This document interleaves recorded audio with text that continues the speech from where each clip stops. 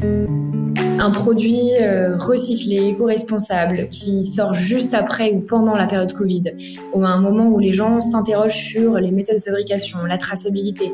Un projet porté par une jeune, à l'époque j'avais 22 ans, sortie d'études. On a envie d'y croire et on se dit que c'est pas une marque une marque de plus qui va faire du greenwashing. Bonjour à toutes et à tous, bienvenue dans ce nouvel épisode d'Innovation Leaders, le podcast qui donne la parole aux leaders de la tech et de l'innovation. Vous retrouverez toutes les ressources citées dans ce podcast sur notre site innovationleaders.live. Pour être sûr de ne rater aucun épisode, pensez à vous abonner sur votre plateforme de podcast préférée. Allez, installez-vous confortablement et bonne écoute. Il y a des personnes comme ça qui savent aller au bout de leurs rêves. Et j'ai l'impression que Laure Babin, la personne qui est en face de moi, est de celle-là. En 2019, Laure se lance avec 200 euros, je vais y arriver, en poche, dans un projet un peu dingue. Créer des baskets éco-responsables, 100% upcyclées, c'est-à-dire en n'utilisant que des déchets. Et Zeta a été lancé. Zeta, pour l'analogie avec la fonction mathématique zeta, qui est liée au chiffre 0, et si je dis pas de bêtises, qui dans ce cas rappelle le zéro déchet. Pari assez osé et risqué pour une jeune entrepreneuse qui n'a rien de prédestiné à faire bouger les lignes de la mode, ni de l'industrie éco-responsable. Et pari réussi parce qu'après plus de 3 ans, c'est toute une équipe désormais qui bosse sur ce développement de cette marque, qui compte plus de 20 000 baskets produites et qui a encore un grand nombre de projets dans les cartons recyclés évidemment. Salut Laure, merci de faire une halte au micro d'Innovation Leaders. Hello Geoffrey, et merci pour la jolie introduction. Bon, content de passer ce moment-là avec toi. On a eu pas mal d'épisodes avec des personnes passionnantes qui réussissent des projets d'entrepreneurs avec une logique d'impact positif. C'est cool de voir tout ça. Positif et durable. D'ailleurs, je pense aux épisodes passés avec Time for the Planet, avec Green Got, avec Greenly, avec Home, avec Laka. Donc Zeta avec toute sa place dans cette belle série. Et j'ai besoin que tu me parles de toi, que tu me parles un peu de tes études, de ton parcours, de tes sensibilités aussi et de tes convictions peut-être que tu en avais avant d'en arriver avant de parler de Zeta. Moi, j'ai besoin de savoir un peu dans quel univers tu étais. Complètement. Pour remonter quelques années en arrière, donc moi j'ai grandi à Angers, à côté de Nantes, à la campagne, entourée de champs, de vaches. J'ai eu une enfance plutôt très heureuse, on va dire. Et on m'a toujours plus ou moins sensibilisée à l'environnement, à l'écologie, à toutes ces problématiques-là. Je pense qu'aussi je suis d'une génération qui a conscience de ces enjeux. Et j'ai fait des études, pour répondre à ta question, en management, en commerce. Donc j'ai commencé à Angers et je suis arrivée à Bordeaux il y a 7 ans aujourd'hui. Et j'ai fait mes études à l'IAE Bordeaux en me spécialisant à chaque fois en faisant des stages en industrie de la mode. Toujours dans des startups. Je voulais un peu toucher à tout parce que j'avais un peu mal à savoir ce que j'aimais faire. Je pense que c'est la problématique de nombreux jeunes à 20 ans de savoir dans quoi est-ce qu'on a envie de se spécialiser. Et pour ma part, j'aimais la communication, j'aimais le marketing, j'aimais le contact, le relationnel, les achats. Et donc, j'ai fait ces stages dans des startups pour essayer de comprendre un petit peu dans quoi j'étais bonne, dans quoi est-ce que j'avais des compétences et qu'est-ce qui me plaisait réellement. Et donc, j'ai fait un premier stage aux Pays-Bas dans une entreprise de chaussures, dans le service client. Ensuite, j'ai fait un stage au Cambodge dans une entreprise d'espadrilles. Et puis, le dernier, c'était au Pérou dans une entreprise de sacs à main. Ok, il y avait quand même un sujet fil rouge chaussures qui est apparu assez tôt. Ouais, complètement. Visiblement. Et toi, en 2020, t'es diplômé d'un IAE à Bordeaux. Exactement. T'as jamais bossé à part des stages. Ouais. Et moi, ça m'impressionne de se dire que dès le départ, tu vas pas avoir un parcours comme tout le monde, que tu te lances directement dans ce projet-là. Et je trouve que c'est pas anodin. Toi, t'as fait des études business, mais t'as pas été particulièrement diplômé dans le monde de l'entrepreneuriat, pas dans le monde de la R&D industrielle.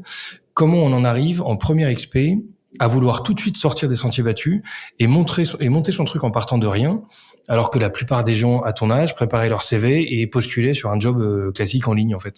Ouais, complètement. Tu vois, en dernière année de master, c'est vraiment en ce moment-là où je me suis dit que je voulais monter ma boîte. Tous mes camarades de classe, on va dire, sont partis à Paris faire des stages chez L'Oréal et dans des grands groupes. Et donc, je me suis retrouvée toute seule à Bordeaux. Et à ce moment-là, j'ai intégré l'incubateur de mon école pour faire mon stage de fin d'études sur le projet. J'avais ce besoin de liberté, ce besoin de pouvoir toucher à tout. J'avais envie d'avoir un impact positif aussi. Et surtout, je me voyais absolument pas salariée. bien que je ne l'ai jamais réellement été. Ouais. J'avais envie de tout gérer. Il y avait peut-être un peu une question de contrôle aussi, je pense. Et donc, en fait, j'ai fait un peu un état du marché. Je savais que je voulais bosser dans la mode, dans le textile. C'est quelque chose qui me passionne. Donc, je me suis dit, où est-ce qu'il y a une faille et où est-ce qu'il y a un manque surtout. Et en fait, le marché de la chaussure et le marché de la basket plus précisément, qui est un marché monstrueux parce que tout le monde a une paire de baskets. C'est un énorme paradoxe parce que tout le monde veut des baskets et tout le monde veut protéger l'environnement. Oui, ça c'est vrai, complètement. Et donc là, tu t'es dit qu'il y avait un marché à explorer. Ouais, exactement. Et puis en fait, c'est surtout que quand on regarde un petit peu l'état du marché, les baskets, elles sont encore fabriquées à l'autre bout du monde à partir de matières qui sont ultra polluantes. Et il y a 4 ans, le marché se séparait. Enfin, il y avait très peu d'acteurs sur la mode éco-responsable dans la basket. Et donc, à ce moment-là, je me suis dit, OK, je vais me lancer dans la basket et il faut que je trouve un élément différenciant. Et l'élément différenciant, ça a été de se dire, on va utiliser uniquement des déchets pour chacun des composants de la chaussure. Donc, lacets, colle, extérieur, boîte, absolument tout. Et donc, il y a eu un long travail de sourcing de matière en Europe pour trouver chacun des composants recyclés qui allaient constituer la chaussure. Ok. Juste un mot sur la partie entrepreneuriale. C'est quelque chose on t'a incité à le faire ou c'est venu relativement naturellement? Tu viens d'un environnement familial d'entrepreneur? Pas du tout. Mes parents sont instituteurs. Donc, encore aujourd'hui, je ne sais pas d'où ça vient. Ok. Tu traces ta route, ta propre route, sans être particulièrement inspiré, en tout cas par tes proches. Ouais. J'ai des frères et sœurs qui sont brillants. Ma sœur est dans la magistrature. J'ai un frère qui excelle aussi. Et je pense que je trouvais pas vraiment ma place. Et j'avais aussi besoin de prouver les choses. Et de faire ta propre route. Ouais, c'est ça. Toi, t'es une fille qui bouillonne d'idées. T'avais été, en tant qu'étudiante, t'as eu pas mal de projets qui n'ont pas forcément abouti, ou qui ont même d'ailleurs pas été lancés. Comment t'expliques que celui-ci, il a pris? Le bon produit au bon moment. Je pense qu'il y a beaucoup de ça. Un produit recyclé, éco-responsable, qui sort juste après ou pendant la période Covid, ou à un moment où les gens s'interrogent sur les méthodes de fabrication, la traçabilité. Un projet porté par une jeune, à l'époque j'avais 22 ans, sortie d'études. On a envie d'y croire. Et on se dit que c'est pas une marque une marque de plus qui va faire du greenwashing. Je pense qu'il y a un peu de ça. Il y a ce côté de transparence qui a beaucoup plu. Parce qu'en fait j'avais rien à cacher et on montre absolument tout, des process de fabrication, des artisans, de la composition du produit. Et je pense que ça, les gens y ont été particulièrement sensibles. Ok. Tu t'es lancé seul dans ce projet, toi? Oui. Ok. Et quand on s'est lancé, effectivement, enfin moi je dis on parce que moi aussi j'ai monté ma boîte en 2019, année où le Covid n'existait pas. Toi, tu avais déjà vu des produits qui existaient et qui avaient été complètement justement issus de déchets recyclés et qui étaient intégralement composés avec cette approche-là? En comparaison, non, je voyais des choses qui émergeaient et qui me plaisaient beaucoup. Je pense au Pavé, qui est une entreprise à Paris qui fait du mobilier à partir de plastique recyclé. Et c'était autant de projets qui m'inspiraient beaucoup. Et après, dans la chaussure, il n'y avait pas énormément d'alternatives recyclées. Il y avait Veja, évidemment, qui m'a énormément inspirée et que j'admire pour leur parcours. Ils sont aussi en éléments recyclés complètement, non? Ouais, éco-responsables et recyclés. Okay. Et très très inspirant au niveau du cheminement et du parcours, mais l'offre de basket était encore trop peu diversifiée.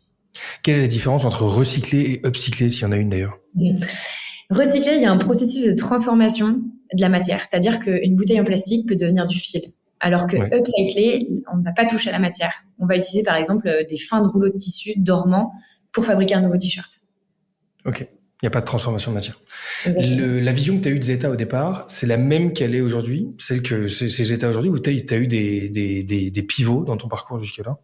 Non, ça n'a pas changé. Ça n'a pas changé. L'objectif, c'était vraiment de réutiliser uniquement des matières.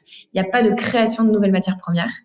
Et aujourd'hui, malgré qu'on ait une vingtaine de modèles différents, ça n'a pas changé et on se tient toujours aux mêmes valeurs et aux mêmes standards, on va dire, de sourcing de matières premières. On travaille de la même façon avec les artisans aujourd'hui qu'il y a 3 ans. Ok. Quand on se lance dans un projet comme ça, il y a un paquet de chantiers qui sont lancés. Il y a la partie juridique, il y a la partie production, la partie supply, la partie design, la partie distribution. Toi, tu t'es tout de suite dit que c'était faisable et tu t'es lancé ou t'as envisagé de ne pas y arriver à ce résultat de créer une chaussure complètement recyclée dans une approche industrielle parce qu'il s'agissait pas d'en faire 200. T'as tout de suite su que c'était faisable? Non, pas du tout. Et il y a eu tellement d'épreuves sur le chemin que je pense que jusqu'au moment où j'ai reçu le prototype, vraiment que j'ai pu le tenir entre mes mains, j'y croyais pas. Ça a été très très long. La recherche de matières premières, le sourcing, j'avais l'impression en fait, personne ne me répondait. À l'époque, t'as été en Italie, je crois, chercher tes matériaux, ouais. Non? Enfin, raconte comment ça s'est passé, ce sourcing de cette matière, qui est d'ailleurs à base de marc de raisin, pour ceux qui le savent pas, ouais. Qui est assez particulier, mais comment t'en arrives à sélectionner et trouver cette matière? Ouais. Au début, en fait, pour comprendre déjà quel matériau dont j'avais besoin, il a fallu comprendre comment est-ce qu'on fabriquait une chaussure. Donc, la décomposer et comprendre tous les éléments qui la constituaient, donc visibles et non visibles. Pour certains, ça a été très rapide. Je savais exactement ce que je voulais et j'avais compris un petit peu ce qui pouvait être utilisé. Par contre, pour la matière extérieure de la chaussure, ce qu'on appelle la tige, qui compose vraiment l'extérieur, c'était beaucoup plus compliqué parce qu'il me fallait une matière recyclée, végane et avec un élément différenciant. Et en fait, au fil de recherche, j'ai vu qu'il existait une multitude de cuirs véganes, ananas, pommes, raisins, cactus. Et je suis tombée sur cette matière-là en raisin fabriquée en Italie par un laboratoire italien. Et je me suis dit, bingo, pour une marque bordelaise, réutiliser du marc de raisin dans la conception du produit, ça fait sens. On a vraiment cette espèce de zéro déchet. Et c'était encore très peu utilisé. C'était utilisé par des marques de voitures pour l'intérieur des sièges, pour le revêtement des sièges, et un petit peu de maroquinerie. Et dans la chaussure, très très peu. Et donc c'est à ce moment-là que je me suis dit que c'était la matière parfaite pour la chaussure. C'est une matière un peu chelou parce que c'est quand même une matière blanche, enfin qui peut être blanche. Et on n'arrive pas à comprendre le lien avec le raisin. Et t'as dû faire un paquet de tests, j'imagine, pour vérifier que ça allait pas, enfin que la chaussure tenait, que le matériau permettait parce que de l'avoir sur une utilisation de voiture, c'est peut-être pas la même chose que de l'avoir sous ses pieds et de marcher. La partie test devait être assez costaud. Il y a une longue phase de test en tout terrain pour savoir si la chaussure résistait. Alors ces tests-là, je les ai fait quand même en période Covid, donc j'ai fait des tours de jardin pour voir si ça fonctionnait. Mais oui, il y a une grosse phase de test. Après, on va dire que l'élément rassurant, c'est que la matière a été brevetée. Ils ont travaillé dessus pendant quasiment 8 ans, utilisée par des grandes marques de maroquinerie ou voiture, donc finalement quand même un peu fait ses preuves, ouais. T'as pas essuyé les plâtres tout de suite, quoi, mais peut-être pour la chaussure. Okay. Il y a un élément hyper intéressant, on se rend pas forcément compte parce que là on a parlé de tous les éléments qui composent la chaussure, mais toi t'es allé assez loin aussi dans la chaîne éco-responsable parce que genre je sais pas exactement si dans le point de vente il y a des éléments, mais j'imagine. Mais toi tu vas jusqu'à donc tous les éléments qui composent lacets, tige, semelle, mais aussi la fin de vie du produit. Ça je trouvais ça hyper marrant d'avoir envisagé en tout cas de te préoccuper de la fin de vie de ta chaussure, et ce qui paraît en fait assez original dans ton cas, mais en fait assez évident dans tous les produits qu'on consomme. On devrait l'envisager, cette étape-là. Tu peux nous donner un peu des illustrations de jusqu'où tu as été dans ton concept d'éco-responsabilité? Ouais, en fait pour moi c'était aussi important de concevoir le produit que de concevoir sa fin de vie, parce qu'en fait je suis tombée sur un chiffre qui m'a un peu fait peur lorsque je faisais des recherches. En France, on recycle moins de 20% des chaussures. La plupart du temps, en fait, elles finissent dans les ordures ménagères parce que les gens ne savent pas quoi en faire. Donc en fait, finalement, elles sont brûlées ou incinérées. Et en fait, ça fait simplement pas de sens de ne pas s'en préoccuper et de générer des déchets supplémentaires. Et en fait, à ce moment-là, j'ai fait la rencontre de GBTEX, qui est un centre de tri situé en Normandie, qui va, eux, se charger de les recycler à la fin de leur vie. C'est-à-dire que le client, lorsqu'il a porté les chaussures, il nous envoie un petit message, on lui envoie un bon de retour pour qu'il nous réexpédie la paire contre un bon d'achat, parce que forcément, faut lui donner envie aussi de nous les renvoyer. Et nous, on va les collecter, on va les envoyer chez GBTEX, qui va se charger de les transformer en combustible vert. À l'heure actuelle, c'est pas la solution la plus green, parce que combustible, ça veut dire que ces chaussures, elles vont être brûlées, ça va servir d'énergie dans les cimenteries. Donc, ça va remplacer l'énergie actuelle. Mais à l'heure actuelle, c'est la seule solution qu'on a. On travaille actuellement sur on travaille sur la possibilité de transformer certains composants de la chaussure en mobilier. Donc, c'est un projet pour leur donner une seconde vie. Mais c'est des sujets qui sont très, très longs parce qu'une chaussure, à la différence d'un t-shirt, il y a 15 composants. Donc, s'il faut séparer indépendamment chacun des composants pour les recycler, c'est compliqué et on n'a pas forcément les moyens humains pour le faire en France. Donc, c'est autant de sujets qui nous questionnent. Et ça peut revenir en termes de manipulation à des coûts énormes aussi, enfin, qui malheureusement aujourd'hui freinent un peu la démarche. Pour avoir les structures surtout. Pour avoir les structures et les personnes pour pouvoir désassembler, désosser cette chaussure. Bon, toi, tu as réussi avec le marc de café. Tu as aussi utilisé le maïs, si je dis pas de bêtises, pour une gamme enfant. Plus récemment, un projet un peu fou en utilisant du café. Là aussi, on a du mal à imaginer comment le café peut rentrer en processus de fabrication d'une basket, mais ça existe. Raconte-moi un peu cette belle histoire avec Nespresso. Sacrée visibilité, peut-être pour les deux, mais pour toi en particulier, c'est quand même un beau partenaire. C'est une très jolie histoire. Et ben, pour la petite histoire, c'est Guillaume Leconte, qui est PDG de Nespresso, qui m'a envoyé un message sur LinkedIn parce qu'il était tombé sur un article de presse, sur les baskets en raisin. C'était vraiment juste après le lancement. Et en fait, au début, c'était plutôt un défi. Il m'a dit, écoute, ça te tenterait d'essayer avec du marc de café issu de nos capsules. En fait, ils ont des centres de recyclage sur un peu partout en Europe. Et donc, ils ont à disposition des capsules et du marc de café qu'ils réutilisent déjà très souvent pour l'agriculture. En tant qu'engrais. Et en fait, on s'est dit, ok, nous, on veut bien essayer, mais ça va être très compliqué parce qu'il n'existe pas de cuir de café pour l'extérieur de la chaussure.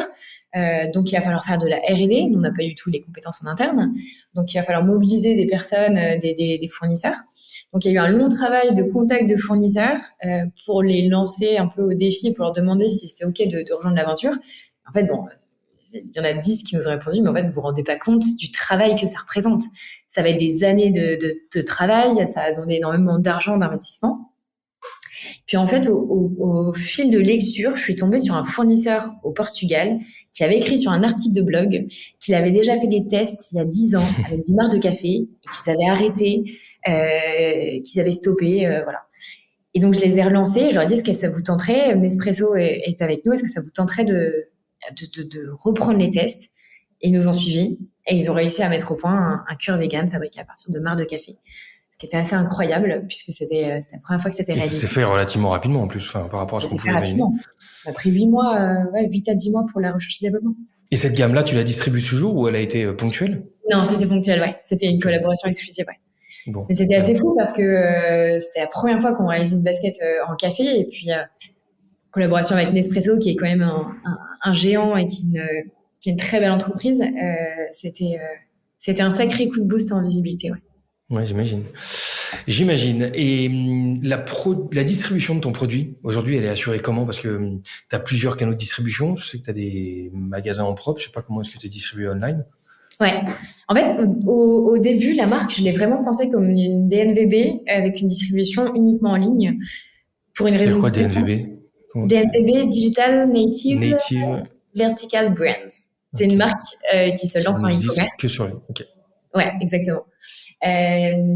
Pour une raison très simple, c'est que mes marges ne me permettaient pas d'avoir des intermédiaires, ne me permettaient pas d'être en boutique. Et en fait, rapidement, je me suis rendu compte que la chaussure, c'est un produit qui s'essaye, que les gens ont besoin de voir ces produits nouveaux en boutique, et que dans tous les cas, on se rend vite compte qu'il y a quand même des coûts liés au e-commerce, les frais de retour, les coûts d'acquisition, qui font que finalement, la marge distributeur et le coût B2B et le coût B2C peuvent très vite se rejoindre. Et donc, on a été contacté par un certain nombre de boutiques et on s'est dit, bon, on se lance. Les volumes nous permettent d'avoir des marges un petit peu plus intéressantes, d'offrir des marges intéressantes aux boutiques. Et donc, naturellement, on a commencé à avoir une distribution B2B en France et puis on s'est élargi un peu en Europe. Et maintenant, on a des agents sur le nord de la France qui démarchent les boutiques et qui nous aident à construire la stratégie B2B. Et toujours distribution online ou ça, t'as arrêté? Non, complètement. On continue, ouais. On est en répartition, on est à peu près à 80-20. 80% online et 20% B2B. Ok, cool. Avec une belle boutique à Bordeaux que tu as ouvert il y a quoi? C'était quand la première? Ouais, c'était en novembre. C'était un pop-up, attention. Ah, c'était un pop-up, ok. C'est pas ta boutique en propre. Donc là aussi, tu as essentiellement des corps. des corners pour l'instant. Ouais, exactement. On essaie de le faire de temps en temps pour rencontrer les gens surtout, parce qu'on est quand même principalement en ligne. Mais on ouvre, c'est la grande nouvelle, on emménage dans des super bureaux en plein cœur de Bordeaux, 150 mètres carrés de bureaux en juillet, et on va avoir une boutique à Nantes, donc notre propre boutique. Ça, c'est quand même super chouette. Bah, canon. En tout cas, je sache qu'il y en a dans les bureaux chez nous parce que notre DAF vient de Bordeaux et il est tout fier de nous montrer ses C'est états. vrai. Exactement. Salut Benoît. Un truc assez marrant dans ta démarche, c'est qu'au départ, tu utilises le crowdfunding pour te lancer. Tu peux me rappeler la définition du crowdfunding? Ouais, le crowdfunding, c'est le financement participatif. C'est un système de précommande. Les gens vont précommander les produits pour permettre à une marque de se lancer. Et qu'est-ce qui fait que toi, t'es passé par ce biais-là? Et ça aurait pu être, tu vois, une levée de fonds classique ou de la love money sans utiliser ce biais-là. J'avais besoin d'une preuve de marché déjà. Ouais. J'avais très peu de ressources au lancement et j'ai réalisé un tout petit prêt pour financer vraiment les débuts. Donc j'avais vraiment besoin ton trajet au Portugal. Ouais, exactement. C'est ça, et la vidéo de lancement. J'avais besoin de cette preuve de marché, j'avais besoin de visibilité et Ulule, enfin la plateforme de crowdfunding en offre une énorme parce qu'il y a une communauté assez importante. Et j'avais besoin de financement aussi pour lancer la première prod. Donc tout ça a fait que la campagne Ulule, ça m'est paru.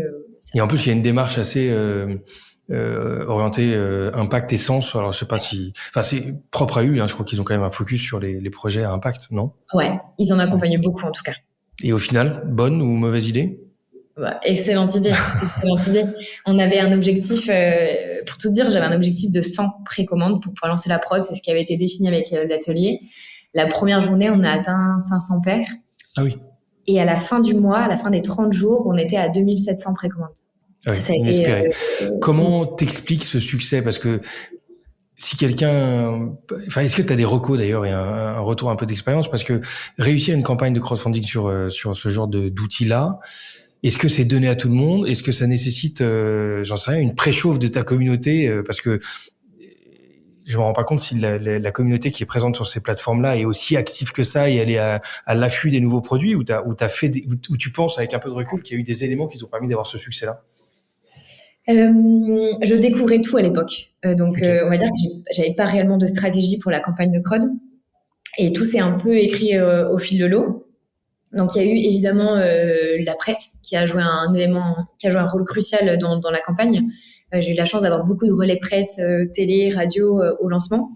Donc ça, c'était... Et cette presse-là, c'est toi qui l'avais générée avant, ou ça s'est fait parce qu'ils vont voir ton produit et ils ont envie d'amplifier ta démarche? C'était de l'entrant, ouais. C'est la presse qui est venue me démarcher, donc ça c'était assez incroyable. Pour te dire, j'avais même pas de communiqué de presse, j'avais un communiqué. Tu t'attendais pas à ça, quoi. Ouais. Mais ouais, c'était que j'avais écrit à la main moi-même. C'est une belle preuve de marché. Enfin, en tout cas, ils ont peut-être pas commandé, mais ton produit a l'air de plaire. Mais donc, okay, je t'écoute sur communiquer, enfin la presse qui t'aide à amplifier effectivement ton produit. Okay. Complètement. Donc presse locale, donc un bon pool local, et puis ensuite au niveau national et un petit peu en Belgique. Le personal branding que j'ai découvert vraiment sur le tard, je savais même pas que ce mot existait. En fait, je me suis dit tout bêtement, LinkedIn, je pense que c'est un réseau à utiliser et c'est un gros levier. Donc j'ai commencé à écrire tout bêtement quelques anecdotes, vraiment en 3 mots sur LinkedIn, et en fait ça a pris tout de suite. Et puis LinkedIn, c'est très très puissant parce qu'il suffit d'un like, d'un commentaire pour que tout le réseau puisse le voir. Et donc ça a décollé en fait sur LinkedIn. Sur Instagram, plus doucement, mais c'est vraiment LinkedIn qui a joué un rôle important. Concrètement, cette communauté que tu as générée à ce moment-là, tu as le sentiment qu'elle est toujours active aujourd'hui? C'est compliqué de le voir. Je le vois parfois, des gens qui m'écrivent et qui me disent « Moi, je suis là depuis le jour 1, depuis la campagne de crowdfunding, j'ai toujours ma paire de Zeta. » Mais c'est plus difficile à traquer parce que on n'a pas forcément la même base de données qu'on avait on peut pas vraiment retrouver la base de données de Ulule que sur le Shopify qu'on a lancé plus tard. Donc, on peut pas réellement voir le taux de clients récurrents. Okay. Et malgré tout, cette communauté, enfin toi, c'est une de tes forces de driver la communauté. Alors tu disais que tu étais à l'aise dans l'écriture et dans le fait de partager un peu des choses comme ça à la volée et qui peuvent animer la communauté qui te suit. T'as des learnings un peu de ce qui te semble être des bonnes choses à faire pour entretenir cette communauté et faire en sorte qu'elle t'aide à finalement être le meilleur business développeur de ta marque, quoi. Bah, honnêtement, je pense que la leçon que j'en ai tirée, c'est le personal branding. Faire des vidéos face caméra sur Instagram, des selfies, enfin des vidéos selfies, écrire sur LinkedIn, être très actif, répondre à tous les messages, avoir un petit message personnalisé pour chacun. On le faisait à un certain moment, tu vois, par exemple sur Instagram, des clients qui nous écrivaient et on répondait avec des notes vocales ou avec des vidéos. Et en fait, il faut vraiment entretenir cette relation un peu privilégiée cette avec proximité, chacun. ouais. Ouais. Mmh. On l'a perdue. Enfin, on l'a perdue. Elle est moins forte qu'au début. Au début, on avait un taux d'engagement monstrueux sur les réseaux. Aujourd'hui, c'est plus compliqué parce que forcément, on a moins le temps de le faire et la communauté s'est agrandie. Mais en réalité, c'est ce qu'on va essayer de retrouver un peu cette année. Vraiment créer presque un club exclusif d'ambassadeurs de la marque et on va lancer un programme de fidélité pour les clients les plus fidèles et vraiment entretenir une relation privilégiée avec ces consommateurs pour qu'ils deviennent presque ambassadeurs de la marque. Je me rends compte qu'aujourd'hui, il existe tellement de marques éco-responsables de basket parce qu'en 4 ans, il y en a eu pas mal qui sont apparus sur le marché que c'est pas le produit qui va se différencier. On fait tous des baskets blanches maintenant, recyclées, éco-responsables, et tant mieux, c'est génial. Ce qui va différencier, c'est vraiment l'image de marque, l'identité et la relation marque-communauté. Et je pense que le consommateur aujourd'hui, il n'achète plus pour le produit. Il va acheter pour la marque, pour l'équipe, pour les valeurs et pour et presque pour une expérience aussi. Ouais, complètement. Et pour cette relation qu'il a l'impression d'entretenir avec l'équipe. Et c'est sur quoi on va travailler cette année dans notre stratégie. Et ça va se traduire comment? Je sais pas, sans rentrer dans le secret des dieux, mais t'as des, est-ce qu'il y a des anecdotes, un peu de choses qui peuvent illustrer un peu cette proximité que tu as envie de créer? On veut créer le Club Zeta. On n'a pas encore défini le nombre de produits qui devront être achetés pour faire partie du club. Mais à partir du moment où la personne a un certain nombre d'achats, elle rentre dans ce club, elle reçoit en fait à la maison un petit carton personnalisé qui lui explique qu'elle fait partie du club très fermé du Club Zeta. Un petit porte-clés, elle reçoit accès à des infos. Alors ça, c'est pas encore défini, mais à une base de données un peu plus développée avec des infos sur la marque, etc. Et on veut organiser des sessions co-développement de produits à Bordeaux, du coup dans nos nouveaux bureaux, dans nos nouveaux locaux. Et pourquoi pas test des nouveaux prototypes aussi avec les personnes qui sont les plus proches et qui sont là depuis le début. Je vous prends 10 secondes pour vous dire que ce podcast vous est proposé par Equiden. Equiden, c'est la start-up qui vous accompagne dans vos projets tech, product, data et engineering et qui repense l'approche des ESN traditionnels. En 2 ans, cette société de conseil compte plus de 130 personnes et s'est déployée dans 6 pays. Pour en savoir plus et pour participer à l'aventure, suivez-nous sur LinkedIn ou sur equiden.com, E2KIDEN. Bonne écoute! À l'inverse, il y a des erreurs que tu as faites et que tu aurais aimé éviter jusqu'ici. Sur le sujet communauté? Sur tous les sujets, j'ai envie de dire, vraiment sur le projet en lui-même, dans l'entreprise que tu as lancée. Oui, il y en a plein. Et celle que tu aurais aimé éviter et que tu pourrais peut-être partager, tu vois, en disant si j'avais pensé à ça ou si j'avais su ça, je l'aurais peut-être fait différemment. L'anticipation. Ça fait 3 ans qu'on travaille dans le rush le plus complet et ça ne se voit pas parce que on est encore trop dans on travaille au fil de l'eau et si tu veux, notre BP il est à 1 an et les projets ils sont à 1 an parce qu'on dépend énormément des fournisseurs, de leur capacité à produire plus ou moins rapidement et des délais de fabrication. Et en fait, aujourd'hui, on travaille encore dans l'urgence et je me rends compte à quel point c'est important d'anticiper un planning, alors pas un planning de production parce que ça, on les fait, mais on dépend des fournisseurs, mais plutôt un planning de lancement de projet, de produits. Et il faut avoir une vision beaucoup plus long-termiste, je sais pas si c'est le terme, une vision à 3-5 ans qui va permettre davantage d'anticiper la strat, le recrutement, les projets naissants. Et ça, c'est un sujet sur lequel on travaille énormément. Sachant que c'est hyper complexe parce que vu ta taille et vu ton âge, c'est quand même chaud d'anticiper à 3 à 5 ans les volumes ou où est-ce que tu seras, quoi. Complexe. Complètement. Mais d'un autre côté, il faut commencer à travailler dessus parce qu'on peut Ouais, plus comme ça travailler dans l'urgence et se dire que dans 2 mois on lance un nouveau produit. On peut plus travailler comme ça. Et c'est là où la prise de risque rentre aussi en compte parce que du coup tu vas devoir baser tes chiffres, baser tes décisions sur des chiffres qui sont un peu fictifs et tu peux peut-être te faire peur. Complètement. Et c'est un côté un peu challengeant aussi. Et puis un peu rassurant de se dire, ok, je sais dans quelle direction je vais et j'arrête de vivre un peu dans le flou. Moi, j'adore. En fait, je prévois rien dans ma vie perso comme dans ma vie pro. Je ne prévois rien et je vis tout au jour le jour. Mais malheureusement, dans une boîte, Tu te rends compte que c'est assez limite. C'est assez limite. Et donc, ça me fait du bien aussi de rassurer et de savoir dans quelle direction je vais. Bon, 4 ans depuis que tu t'es lancé, des années qui ont dû passer hyper vite, dans lequel tu as appris un paquet de trucs sur, on va dire, j'ai envie de parler de hard skills et soft skills, mais tu vois, de compétences techniques autour de la R&D, du design, de la supply, de la conception de produits, gérer une marque, apprendre à manager aussi, à communiquer. Ouais. Comment tu as vécu, toi, à titre perso, ces 4 années qui sont passées? Oh là là, tu me demandes de résumer 4 années. La question, vraiment, comment tu t'es senti toi dans ce projet-là, dans ton évolution perso en fait? Parce que j'imagine que t'es pas la même qu'il y a 4 ans. Ouais. Ouais, je me rends compte vraiment avec le recul à quel point j'avais peu de compétences à l'époque et à quel point je me suis formée en autodidacte sur tellement de sujets. Et je me rends compte que c'est la meilleure école. Bah oui, mais toi, si je fais une parenthèse, mais comment tu as appris? T'es plutôt du genre à bouquiner, à prendre de la théorie et à essayer de l'appliquer ou à on va dire à tester, à te planter ou à discuter avec les uns et les autres, mais comment tu fais pour apprendre aussi vite? Enfin, qu'est-ce que tu as mis en place pour apprendre et sortir un peu de ta zone qui était pas du tout celle dans laquelle tu es aujourd'hui? Il y a eu plusieurs choses. Il y a eu pas mal. J'ai écouté beaucoup de podcasts. J'ai lu pas mal de bouquins. Podcasts surtout dans la mode et bouquins dans le management et gestion de projet. J'ai été voir des clubs au début. Alors, c'était pas toujours super, mais je me suis rapprochée de couveuses, d'incubateurs, des clubs de retraités, d'entrepreneurs à la retraite. Ok. Pour choper tous les bons conseils que tu pourras choper. Exactement. Et de prendre le plus d'infos possible.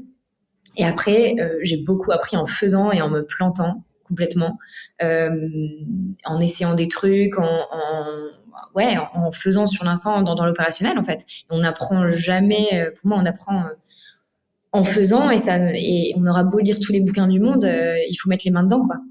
Que ce soit sur les sujets logistiques, achats, matières, relationnels. On apprend en faisant et on processe aussi en faisant. Là, en 3 ans, je me rends compte qu'on a quand même vachement processé les choses, que ce soit dans n'importe quel secteur, dans le B2B, dans la com, dans le service client.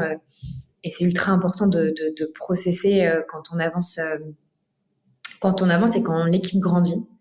T'as réussi à te créer un réseau autour de toi de personnes que tu peux solliciter sur des sujets à droite à gauche, même des entrepreneurs avec qui tu peux avoir ta face qui n'est pas la même que celle avec ton équipe peut-être, où tu lâches un peu tu vides ton sac? Eh ben, depuis très récemment, tu vois, je me suis fait la réflexion que pendant 2 ans, j'ai un peu vécu en autarcie dans ma grotte. En fait, il y avait tellement, je bossais énormément et je prenais pas le temps et j'arrivais pas à faire la démarche de d'écrire un tel sur LinkedIn et de dire viens, on va prendre un café, on va échanger.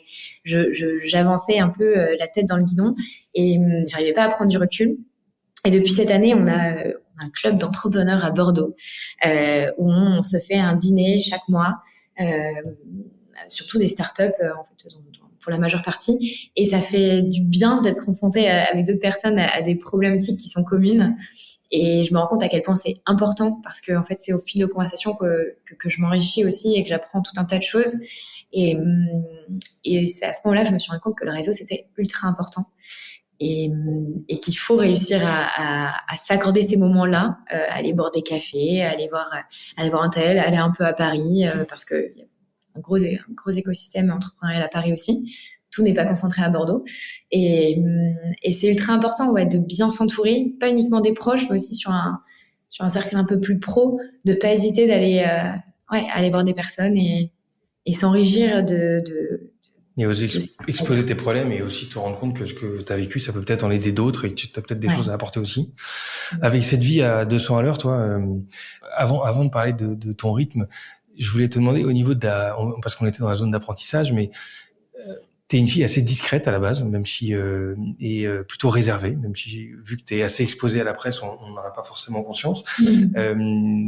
Tu t'es retrouvée assez exposée. Tu le vis comment cet aspect-là et est-ce que c'est quelque chose que t'as travaillé, cette communication, cette exposition, ou est-ce que ça s'est fait naturellement? C'était très difficile au début parce que le personal branding, je l'ai pas décidé de moi-même. Enfin, de personal branding, c'est cette mise en avant sur les réseaux. Le fait d'incarner la marque, c'est pas moi qui l'ai décidé. Dans le sens où on me l'a conseillé. J'avais rencontré le responsable d'un incubateur à Bordeaux qui m'a dit, si tu veux que ça fonctionne, Laure, il faut te mettre en avant, il faut qu'on te voit apparaître sur les réseaux, et donc tu vas être obligé d'y passer. Et donc je me suis forcée un peu, j'ai essayé de le faire sur Instagram avec les selfies, etc. Je me suis très vite rendu compte que c'était pas pour moi. J'ai un peu délaissé ce côté-là, même si les gens adoraient. C'est incroyable à partir du moment où tu commences à parler, à créer un peu du lien à travers une caméra, comme les gens sont réactifs, ont envie d'échanger avec toi. Mais je me suis rendu compte que Mais c'était pas assez naturel pour toi, quoi. Ouais, c'était un peu difficile. C'était pas très naturel. Et donc je me suis tournée vers LinkedIn et je m'éclate vraiment à écrire des articles dessus parce que j'adore écrire et c'est beaucoup plus simple pour moi. C'est pas très simple. C'est pas très simple parce que finalement le fait d'être exposé et d'incarner la marque, s'il y a le moindre souci, s'il y a un retour client, s'il y a un souci, je sais pas, de fabrication, c'est toi qui le prends directement finalement, puisque t'es la vitrine de la marque. Et plusieurs fois, j'ai reçu des mails ça arrive, de plaintes de clients qui directement s'adressaient à moi, et ça m'atteint beaucoup plus. Sûrement parce que je suis très sensible aussi, j'ai un peu plus de mal à encaisser ces retours-là parce que j'aimerais que tout aille bien et que les clients soient ultra satisfaits. Et il faut réussir à créer un peu cette barrière entre ok, il y a le pro, mais il faut pas que ça empiète sur le perso non plus. Et j'y travaille. Mais ça, c'est pas un équilibre facile. Mais justement, c'était une de mes questions quand je voulais parler du rythme tout à l'heure. Parce qu'avec la place que prend Zeta dans ta vie, et comme tous entrepreneurs, tu peux difficilement faire les choses à moitié. Donc, si tu veux que ça marche, il faut y être à fond. L'équilibre vie pro, vie perso est pas simple. Tu disais tout à l'heure que tu as passé 2 ans dans ta bulle à manger du Zeta du matin au soir. L'équilibre, justement, et réussir à se préserver dans un projet entrepreneurial comme ça, c'est une utopie, tu penses, ou c'est quelque chose qui est faisable? Non, c'est faisable. C'est faisable, mais je pense qu'il faut du temps. Il faut du temps pour s'en rendre compte. Je pense qu'on aurait fait ce podcast il y a 2 ans, j'aurais absolument pas eu le même discours. Et ça fait très peu de temps que je me suis vraiment rendu compte à quel point c'était important de savoir se dégager du temps sur le perso pour faire des choses qu'on aime. Et je m'oblige aujourd'hui à, par exemple, me caler un footing 2 fois dans la semaine, à me caler des moments pour moi où je vais vraiment profiter et à me dire ok, les week-ends maintenant je travaille plus, le soir à partir de 19h si j'ai envie d'aller courir, si j'ai envie d'aller faire une activité, je me l'autorise. Et j'avais beaucoup de mal à me l'autoriser. C'était plus sur le côté un côté culpabilisant, non? De se dire que t'as une to-do list qui est énorme et complètement. C'est exactement ça. C'est exactement ça. Et ouais, les 2 premières années, je bossais le week-end, je rentrais à 21h, je comptais pas les heures et je prenais pas de vacances. Et pourtant, l'entreprise marchait et l'entreprise aurait pu fonctionner sans moi. C'était simplement que je me sentais pas, je m'autorisais pas à le faire. Et c'est depuis récemment, je me suis rendu compte en fait à quel point ça me fait du bien, ça me rebooste d'aller faire du sport, je me suis inscrite dans une asso depuis cette année, donc je m'autorise 1 fois par semaine, je prends du temps pour aller aider l'asso. C'est autant de petites choses qui participent à mon équilibre perso. Et en fait, ça se reflète sur le professionnel. Et je crois que c'est Guillaume Jibo qui disait que l'entrepreneuriat, c'est pas un marathon. Non, c'est quoi? C'est pas un sprint. C'est pas un 100 mètres, c'est un marathon. Ouais, c'est ça, exactement. Mais c'est vrai, complètement. On peut pas s'épuiser et en fait se reposer uniquement sur le travail, parce que bien sûr on est entrepreneur et je pense qu'on est passionné par ce qu'on fait, sinon on ferait pas ce job-là. Et je suis passionnée par ma boîte. En revanche, Zeta, c'est pas moi et ça constitue pas toute ma vie. Et si Zeta devait s'effondrer ou je sais pas quoi, c'est pas non plus ta vie qui s'effondrera. Et voilà, faut réussir à décorréler un petit peu les choses. Exactement. Il y a des habitudes ou des routines que tu as dû mettre en place, t'en parlais un peu avec le sport ou autre, mais est-ce que dans ton agenda au quotidien, tu as mis en place des éléments qui te permettent ou tu as changé des choses qui te permettent de réduire un peu ton stress et ta charge mentale? Mhm. Au niveau perso, je dirais surtout le sport. Surtout le sport. Et en fait, c'est plus une question d'organisation, de me dire à partir du moment où c'est calé dans l'agenda, j'y déroge pas. Et en fait, peu importe ce qui se passe, peu importe si j'ai des rendez-vous, tant pis, ça attendra. Et je m'accorde ces moments-là pour moi. Après, sur le plan pro, des choses qui m'ont aidé au quotidien, c'est structurer et davantage processer les moments d'équipe. Par exemple, tu vois, d'habitude, on faisait depuis 2 ans un reporting de fin de mois sur tous les KPI du mois de mars, par exemple. Et maintenant, on a intégré une weekly le lundi matin où on prend ce moment pour faire un point d'équipe sur tous les sujets de la semaine. Donc 4 fois dans le mois. Et on processe un peu plus et on essaye d'avoir des moments un peu plus... on essaie de moins travailler perso et d'avoir des d'échange, moments... quoi, de partage. Ouais. Exactement. Okay. Et ça, je pense que ça m'aide à structurer les choses et à moins travailler dans ma bulle, parce que je trouve que quand on est entrepreneur, on a tendance à vachement s'isoler et à moins bosser en équipe. Moi, je suis un peu solitaire quand je travaille, et ça m'aide à avoir ces moments en équipe. Et finalement, je me rends compte qu'il y a plein d'idées qui émergent quand on est tous ensemble. Donc, on a un peu plus processé tout ça. Ouais. Et il y a un truc qui m'amène sur le sujet que je voulais aborder avec toi, c'est la capacité aussi à déléguer, parce que quand tu commences seul, tu fais tout, tu maîtrises tout, t'as mis la main dans la technique, tu sais parler de tout, et tout dépend de toi et tu sais exactement où tu veux aller. Mais à un moment donné où t'as dû passer d'un one woman show à une équipe, t'as dû recruter, t'entourer, déléguer. Ça a été naturel, ce partage de tâches et ce côté délégué, ou pas? Non, c'était hyper difficile.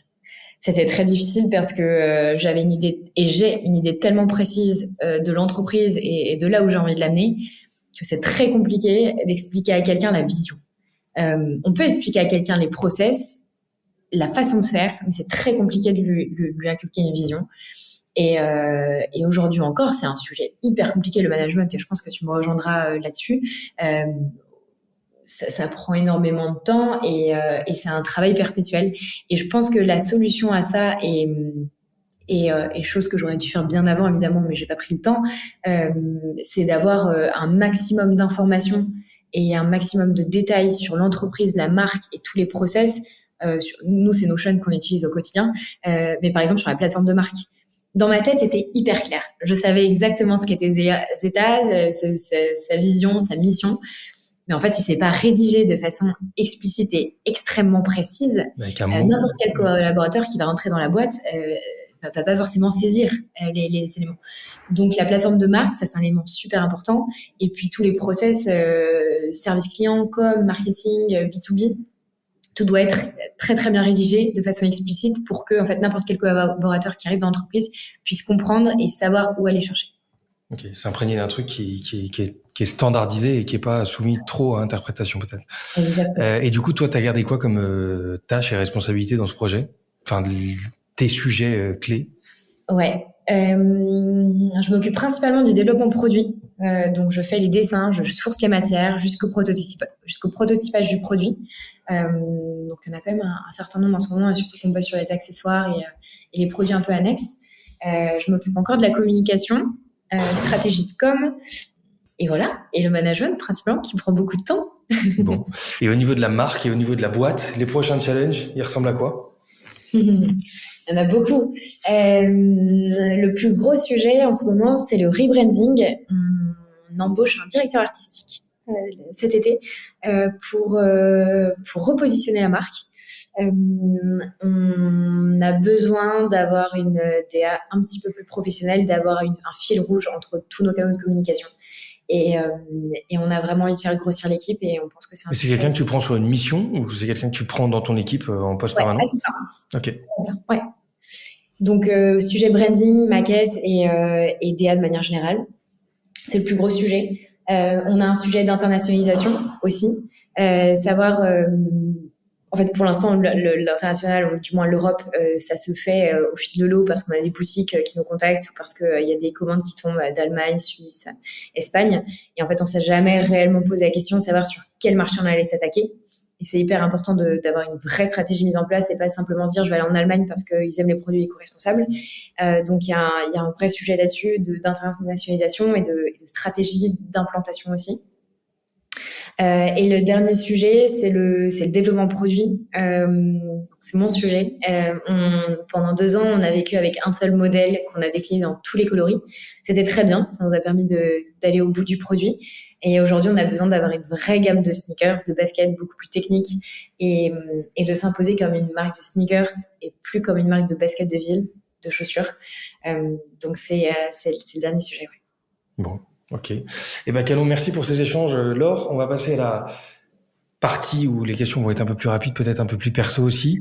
Quelle est ta plus grande fierté jusqu'ici dans la vie, j'ai envie de dire? Mon équipe. Ton équipe. Est-ce qu'il y a un truc essentiel que tu aurais fait différemment si tu l'avais su ou réalisé plus tôt? L'anticipation. On en parlait tout à l'heure, effectivement. Quelle est la boîte qui t'inspire particulièrement en ce moment dans son exécution, dans son innovation ou peut-être dans sa com et sa transparence d'ailleurs? Patagonia. Patagonia. Ouais, belle inspiration s'il en est. Une rencontre que tu as faite et qui t'a marqué ou peut-être quelqu'un qui t'inspire particulièrement? Je dirais Guillaume Leconf, le PDG de Nespresso, pour son approche très visionnaire et portée vers l'innovation.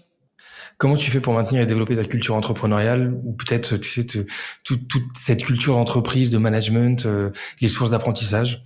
Tu parlais tout à l'heure de ton réseau peut-être d'entrepreneurs qui se développent. Le réseau, j'écoute des podcasts et maintenant je vais boire des cafés avec les gens. Tu pars à la rencontre des gens. Est-ce qu'il y a des outils, d'ailleurs, des apps, on parlait de Notion tout à l'heure, mais des choses que tu as mis en place et qui participent un peu à une meilleure productivité, une meilleure maturité de ta boîte? Notion, je dirais celle-ci pour le côté pipe facturation, qui permet ERP, celle-ci, c'est ça? non, ou celle-ci. Juste facturation, d'accord. C'est le pipe commercial aussi. Ah d'accord, CRM alors. Planoly sur le côté com, marketing pour les réseaux sociaux et Slack pour le côté entreprise. Moi, je suis pas une grande fan, je te le disais, d'app, je les multiplie pas. Et ça me suffit pour le moment, on verra plus tard. Bon, et en parlant d'app, est-ce qu'il y en a une dans ton téléphone que tu recommanderais à tout le monde d'avoir? Ah oui, il y en a une que j'adore. C'est une appli qui s'appelle Mouvance, qui récompense ses utilisateurs à chaque fois qu'ils prennent le vélo, le train ou qui marchent. Et ça te débloque des points et des cagnottes. Qui mettent un casque. Et qui mettent un casque en vélo. Petite anecdote, malheureusement. Ok, donc mouvance, et tu rentres du coup tes transports et tu gagnes des points. Il s'en rend compte automatiquement si tu as pris le vélo, le train ou si tu as marché, et tu débloques des points et ça te débloque des réductions chez les partenaires. Ok, je connaissais pas. Est-ce qu'il y a une personne qui évolue dans le monde entrepreneurial ou tech ou dans l'innovation, un entrepreneur qui aurait un parcours inspirant et que tu me recommanderais d'avoir à ce micro?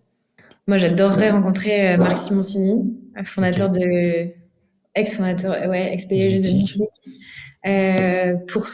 pour son approche et je trouve qu'il est plus en plus porté vers les projets RSE et j'aimerais bien avoir sa vision là-dessus. Bon, est-ce que c'est qu'une vision business ou est-ce qu'il y a une vision profonde derrière? Il n'a pas de profil LinkedIn, Marc, malheureusement, donc j'ai pas encore. Moi, c'est mon outil de prospection préféré. Je le garde en tête. Si quelqu'un peut m'aider à le rencontrer, je suis preneur. Est-ce qu'il y a un conseil qu'on t'a donné qui s'est avéré utile dans ta vie jusqu'ici? Ouais. Ça va paraître un peu bateau, mais pour moi, ça s'est confirmé. Sortir de sa zone de confort, laisser les peurs de côté et ne pas hésiter à y aller en fait. Peu importe si on se plante, c'est pas grave. Dans mon cas, par exemple, je pense que si je m'étais pas rendue au Portugal, rencontrer les usines, les fournisseurs qui fabriquent aujourd'hui les chaussures, le projet, il aurait jamais décollé. Ça aurait jamais fonctionné. Parce qu'il a fallu que je les rencontre pour qu'ils acceptent de travailler avec moi. Et honnêtement, ça fait peur quand on a 21 ans et qu'on part solo sur les routes de campagne portugaises avec une petite voiture de location. Ça fait flipper. Mais si je l'avais pas fait, j'en serais pas là aujourd'hui. Ouais, et moi je trouve que c'est aussi dans ces moments-là qu'on se sent vivre en disant ok, on prend un risque, c'est pas non plus un risque, on va pas. Et on se rend compte qu'on en est capable. Ouais. Tu vois, c'est surtout ça. Et du coup derrière, il y a plus aucune peur qui tienne. Et tu développes ta confiance en toi aussi et ça débloque pas mal de trucs. Ouais. Est-ce qu'il y a un son, une musique en ce moment que tu pourrais écouter en boucle ou que tu écoutes en boucle? Ouais, je suis une grande fan de Marvin Gaye. Marvin Gaye. Ok. Donc je pense, toutes ces musiques. Est-ce que tu peux nous dire quelque chose sur toi que les gens seraient surpris d'apprendre? Oh là. Je parle khmer, je parle cambodgien parce que j'ai vécu 4 mois au Cambodge et j'ai quelques notions en khmer. Bon, question originale. Je croyais que tu allais me dire que t'avais eu un accident de vélo, parce que pour la petite C'était anecdote, c'est pas une surprise, mais ça aurait pu en surprendre plus d'un. Et donc, voilà, récemment, Laure a eu un accident, elle n'avait pas de casque. Et ça aurait pu être fatal ou dramatique. Est-ce qu'il y a une habitude que tu essayes de prendre ou au contraire d'arrêter en ce moment? On va dire habitude de faire plus de sport. Parce que je me rends compte à quel point ça fait un bien fou. Me lever plus tôt et me coucher plus tôt. Et je me rends compte à quel point ça change ma journée de me coucher avant 23h et de me réveiller à 6h30, 7h et d'avoir toute la journée devant moi. Ça change tout. C'est noté. Tu peux nous donner un bouquin qui t'a particulièrement marqué dans ceux que tu as lus? Confession d'un entrepreneur pas comme les autres, de Yvan Chouinard, le fondateur de Patagonia. Pas très original, mais hyper intéressant sur la culture d'entreprise et sur le management. Cool, canon. Et si tu devais donner un conseil à quelqu'un qui voudrait avoir le même parcours que toi, ce serait lequel? De se lancer. Il y a pas de plus beau métier que l'entrepreneuriat. Il faut y aller. T'as aucune chance. Il faut y aller. Et ben, merci Laure pour ce partage. Bravo pour ce parcours. C'était hyper inspirant. Hâte de voir ce que Zeta va nous donner dans les prochains temps, en termes de gamme, en termes de produits, en termes de distribution. Bravo et à bientôt. Merci. À bientôt, Geoffrey. Salut. Ciao. Et voilà, cet épisode est terminé. J'espère qu'il vous aura inspiré. Si ce contenu vous a plu, je vous invite à suivre le compte Innovation Leaders sur LinkedIn et Instagram, mais pensez aussi à vous abonner à notre newsletter sur innovationleaders.live pour ne manquer aucun épisode. On se retrouve dans 2 semaines. À très vite.